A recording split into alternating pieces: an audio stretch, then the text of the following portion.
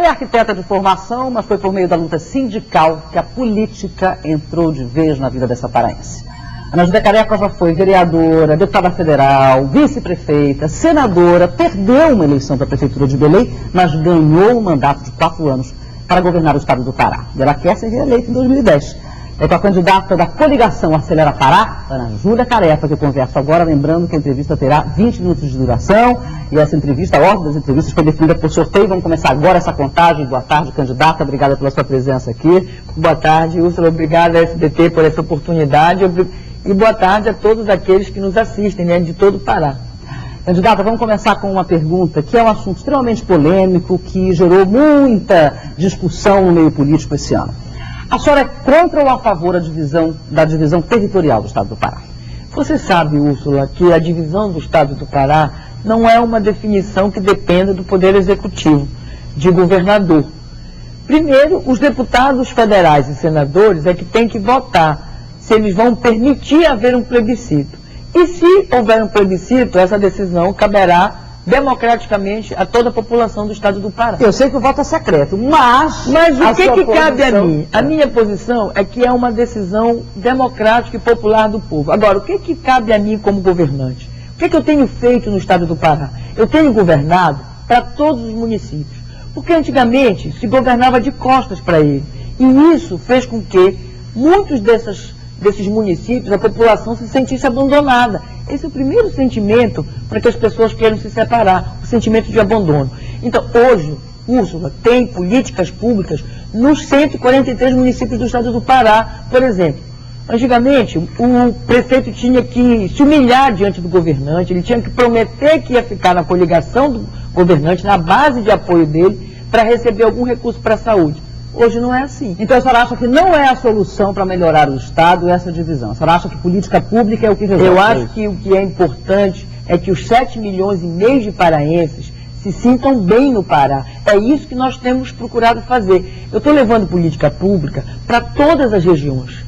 Para todas as regiões do Estado tem recurso para a saúde, todos os 143 prefeitos recebem, todos os 143 prefeitos receberam máquinas, todas as 143 prefeituras do estado do Pará, municípios do estado do Pará, né, além dos recursos para a saúde, e olha, recursos para a saúde para atenção básica, aquilo que é responsabilidade do município, mas o governo do estado ajuda, numa compreensão de que é possível e é necessário essa ajuda, como a gente ajuda no asfalto, como a gente ajuda também na hora que a gente vai fazer, por exemplo, uma parceria com o município. Então, tudo isso faz com que as políticas públicas, hoje, elas cheguem no Estado, as pessoas se sintam incluídas. Então, acho que essa é a melhor solução.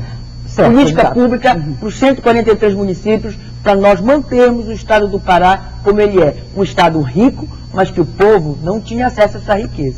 Candidata, vamos falar de um outro assunto polêmico que também está sendo discutido muito nessa eleição de 2010, ainda bem, que é a questão da lei da ficha limpa. A senhora sabe que existe um candidato que é seu ex-aliado político, que está aí enquadrado nessa lei da ficha limpa, tem um candidato do seu partido, inclusive, que também pode ser afetado por essa lei, por conta de ter renunciado ao cargo na época, enfim, do escândalo do Mensalão. Qual é a sua posição em relação a esse momento que a política brasileira está vivendo diante dessa nova maneira, na verdade, de enxergar a classe chegando nessa eleição de 2010? Olha, é natural que a sociedade cada vez cobre mais que política, ética, elas andem cada vez mais juntas. E nós temos muita tranquilidade porque sabemos que é a justiça que vai julgar. Então, não cabe a mim julgar. Eu deixo esse papel para aqueles que têm a sua responsabilidade institucional de fazer isso. É para a justiça que eu deixo essa decisão de saber se estas pessoas serão ou não candidatos. A senhora acha que os candidatos do seu partido hoje são candidatos que podem fortalecer o seu governo se a senhora for eleita? São candidatos que têm uma postura muito transparente com a sociedade? A senhora assina embaixo aí? Eu creio sim. O Paulo Rocha é um homem, é um lutador, tem uma história de vida, de luta.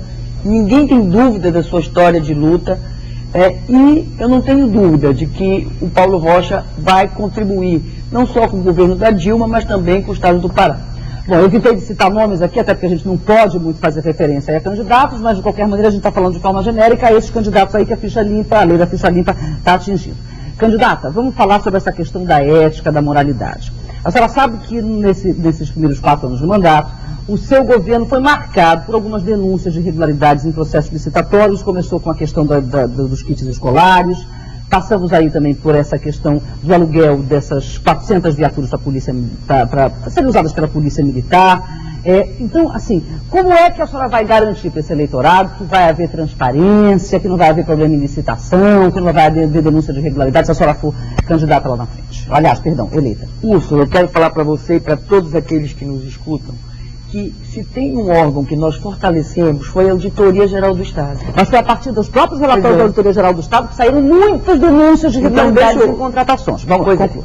Mas quem fortaleceu a auditoria fomos nós, então eu estou muito tranquilo em relação a isso, porque fomos nós que pedimos para a auditoria fazer esse controle interno, que qualquer governo sério faz.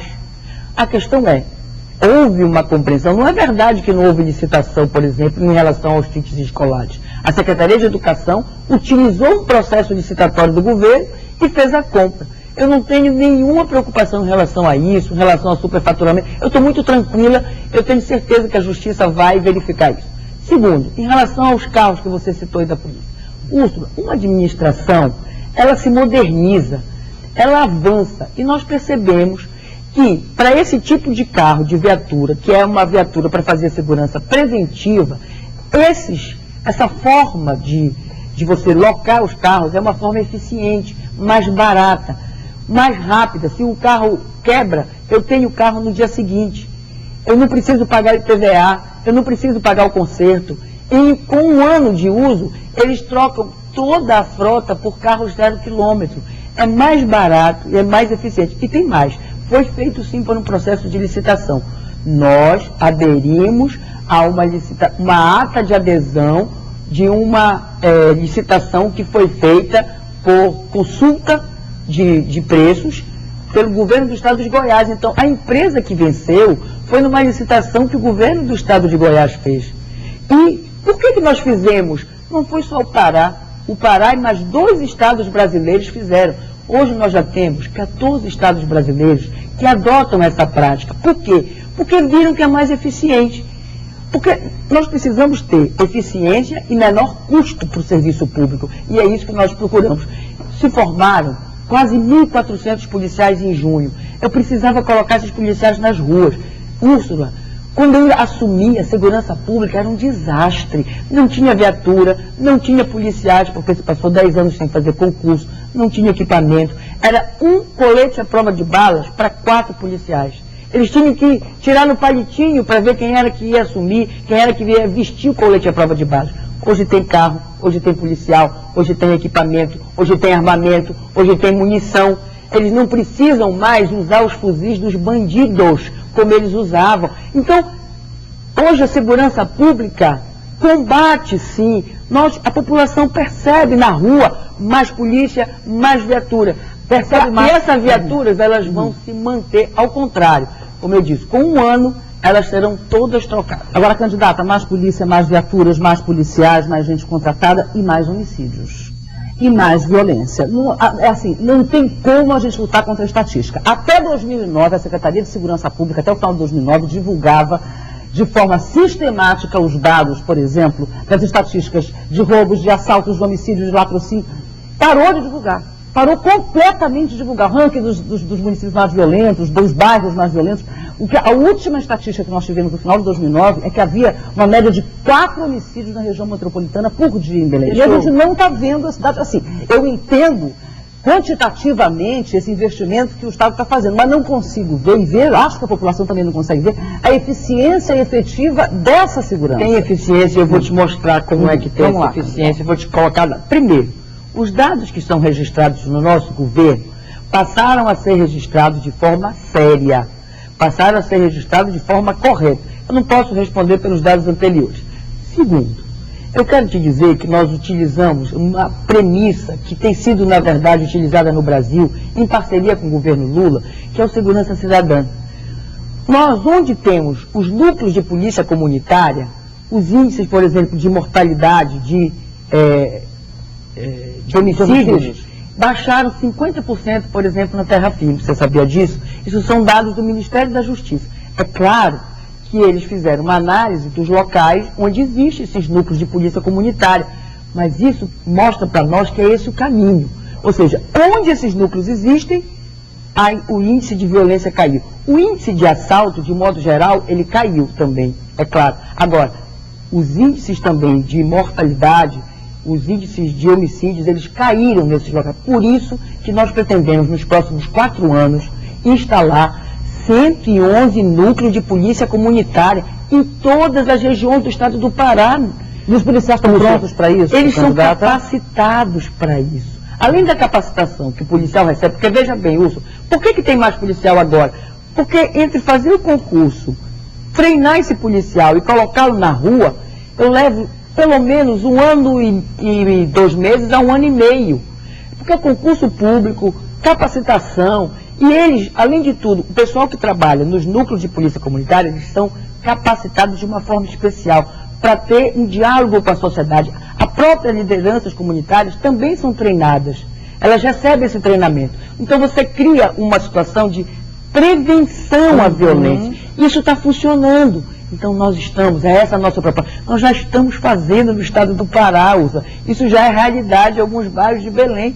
Eu estive na terra firme e eu ouvi de pessoas o agradecimento pela diminuição dos índices de violência na terra firme. Isso é verdadeiro, isso é real. É isso que nós vamos continuar fazendo.